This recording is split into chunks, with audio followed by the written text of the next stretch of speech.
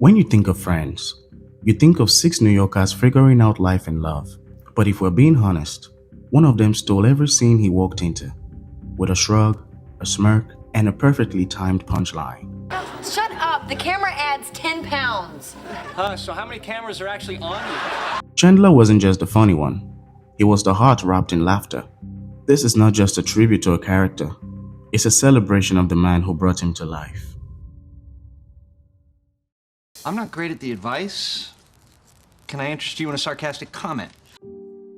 Bing wasn't just funny, he was surgically funny. He could turn a mundane line into a mic drop moment. His weapon was his timing, delivery, and that sharp razor-edged sarcasm. No, Homo habilis was erect. Australopithecus was never fully erect.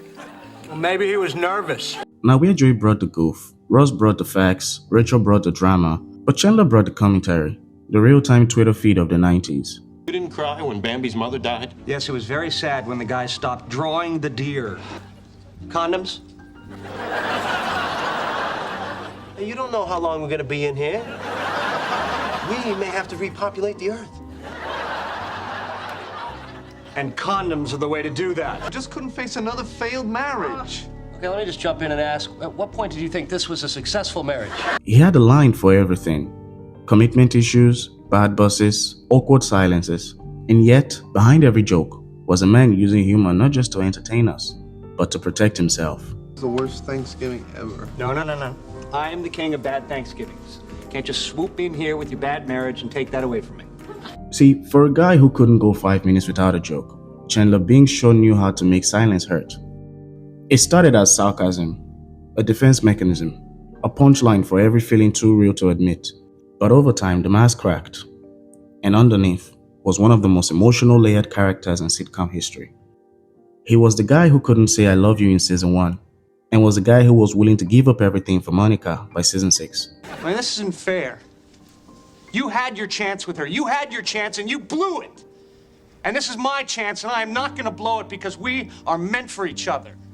Chandler Bing was proof that funny guys feel deeply, that the clown can cry, and that sometimes the most broken characters is the one who teaches you how to be whole.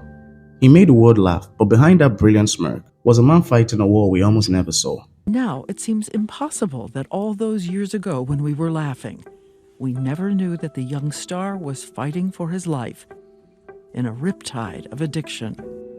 Addiction nearly stole him, but what he lost in time, he made up for in truth. He didn't just survive, he fought, and when he could, he reached back for others stuck in the same situation. It was important to me to do something that would help people. Matthew Perry was not just Chandler Bing.